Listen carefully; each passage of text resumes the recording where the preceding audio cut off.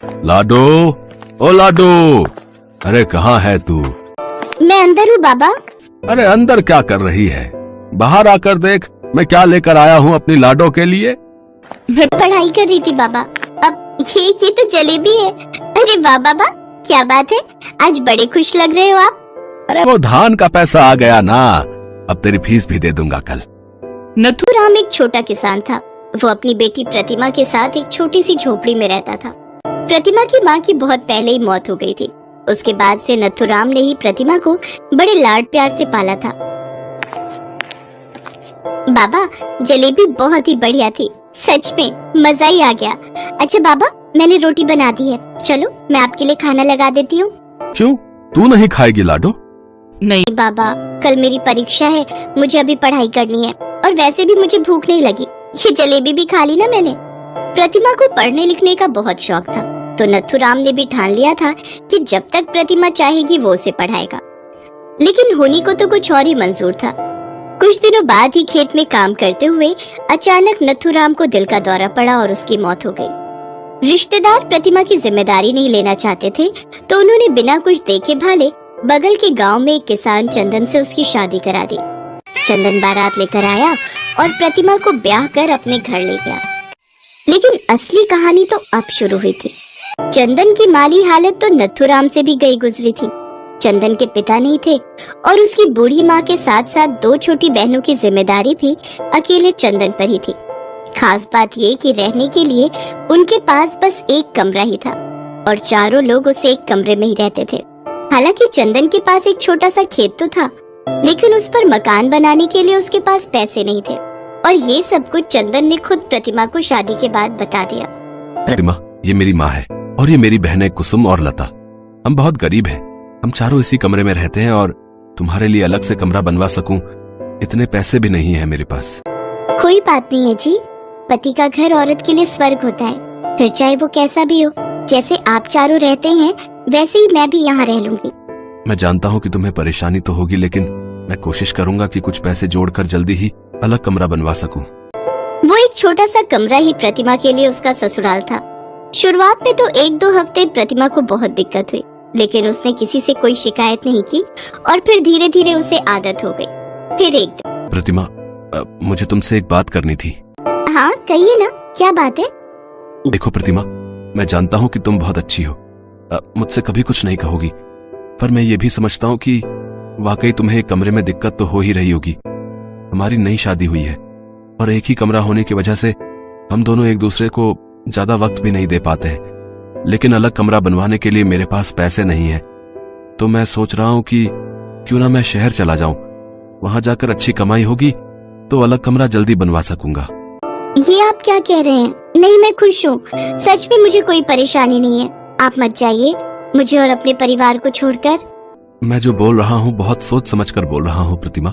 यहाँ गांव में अब कुछ नहीं रखा, मैं शहर जाकर फैक्ट्री में काम करूंगा तो अच्छा पैसा भी मिलेगा और यहाँ मेरे ना होने से थोड़ी जगह भी मिल जाएगी तुम सबको। पर आपके बिना। जानता हूँ कि कुछ सालों के लिए हम दोनों को दूर रहना पड़ेगा, लेकिन जब मैं वापस आऊंगा तो सब ठीक कर दूंगा, विश्वास करो मेरा।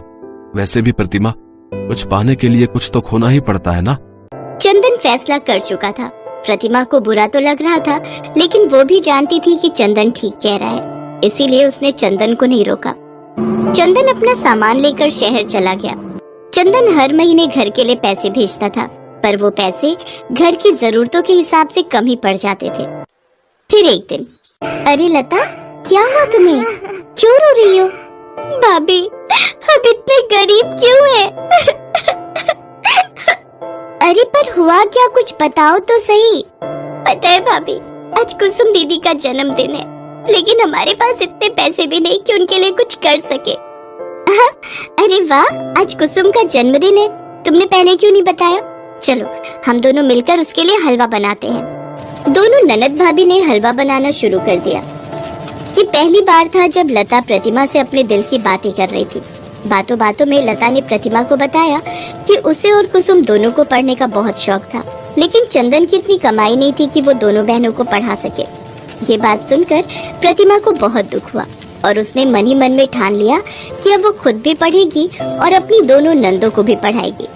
अगले ही दिन से प्रतिमा ने अपने उसी एक कमरे के ससुराल में बच्चों को ट्यूशन पढ़ाना शुरू कर दिया। घर का काम चंदन की माँ और बहनों ने संभाल लिया और धीरे धीरे प्रतिमा सारा दिन ट्यूशन पढ़ाने लगी। वो बाकी बच्चों के साथ अपनी दोनों नंदों को भी पढ़ाती।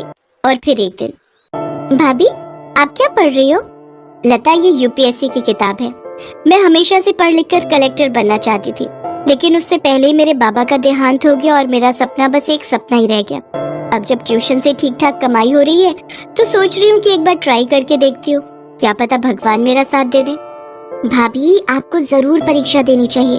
मैं भी चाहती हूँ कि आप कलेक्टर बनो। अच्छा, अगर ऐसी बात है तो फिर तुम देखना, मैं दिन रात एक कर दूंगी और कलेक्टर बनकर दिखाऊंगी। प्रतिमा कसम खा चुकी थी।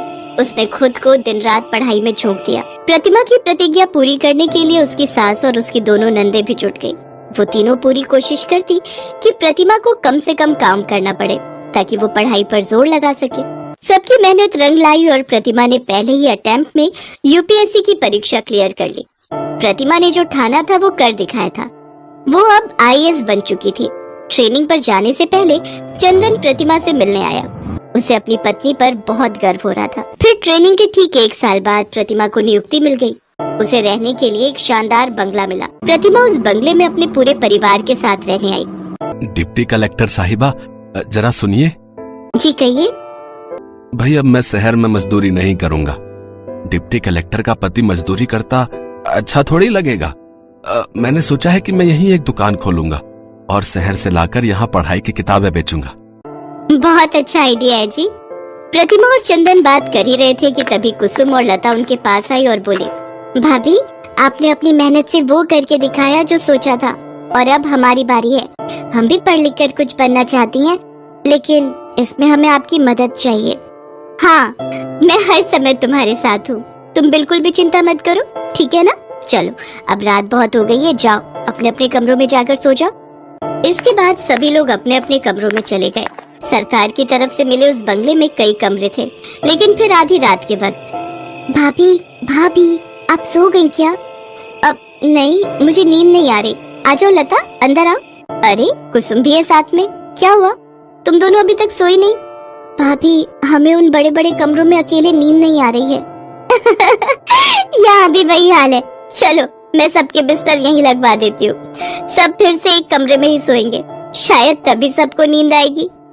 वक्त और हालात बदल गए थे, लेकिन प्रतिभा अब भी पहले जैसी ही थी। शानदार बंगले में रहने के बावजूद अब भी प्रतिमा को अपना एक कमरे का ससुराल ही भाता था।